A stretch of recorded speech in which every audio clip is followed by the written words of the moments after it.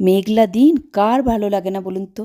তার মধ্যে যদি কোনো স্পেশাল মানুষ স্পেশাল কিছু খেতে চায়, আমি টুক করে রান্নাঘরে গিয়ে বেসিক কিছু মশলা দিয়ে চিকেন ম্যারিনেট করে 40 মিনিট রেখে দিলাম। এবার কড়াইয়ে তেল দিয়ে তার মধ্যে কিছু গোটা গরম মশলা ফোড়ন দিয়ে পেঁয়াজ দিয়ে দিলাম।